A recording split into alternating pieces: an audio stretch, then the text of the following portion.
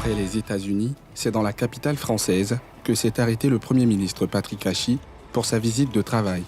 Reçu en audience par son homologue Jean Castex, les deux hommes ont discuté de la coopération entre les deux pays. Autre sujet à l'ordre du jour, l'accompagnement des grands projets dans les domaines de l'éducation, des infrastructures avec le métro d'Abidjan et l'appui de l'Agence française de développement à travers le contrat de désendettement qui a permis d'accélérer l'industrialisation du pays.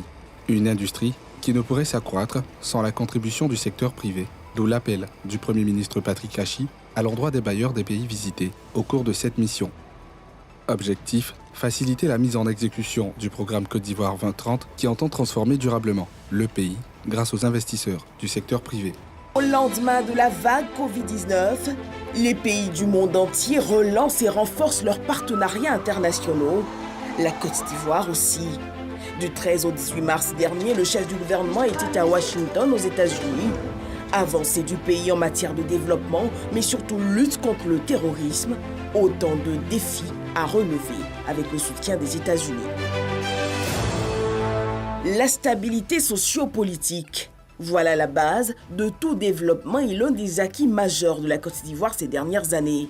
Avec les élections législatives qui se sont déroulées, ce sont des élections législatives qui ont vu la participation de quasiment tous les partis politiques pour la première fois depuis 20 ans. En plus de cela, le dialogue politique que nous venons d'achever il y a quelques semaines a vu la participation de près de 26 organisations de la société civile et de 21 partis politiques et groupements politiques. Et toutes les parties prenantes ont signé, je dirais, cet accord dialogue politique, ce qui est donc une preuve de maturité où tous les acteurs ont bien compris que quelles que soient nos différences et nos divergences de vues politiques ou d'autres natures, l'essentiel et le plus important, c'est le pays.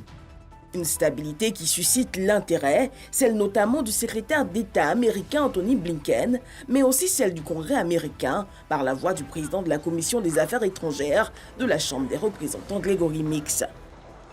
Et parce qu'un pays en paix est surtout le terreau fertile des investisseurs, Patrick Hachy se fait ambassadeur du secteur privé.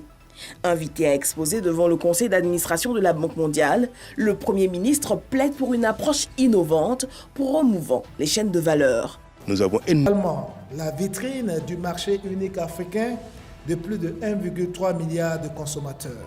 Si le volume d'échanges commerciaux interafricains est jugé insuffisant, entre 13 et 15% en moyenne, la Côte d'Ivoire est tout de même au-dessus de cette moyenne, avec 24%. Le Premier ministre, qui représentait le président de la République à cette occasion, a indiqué que le pays mettra tout en œuvre pour un succès éclatant de ce rendez-vous panafricain.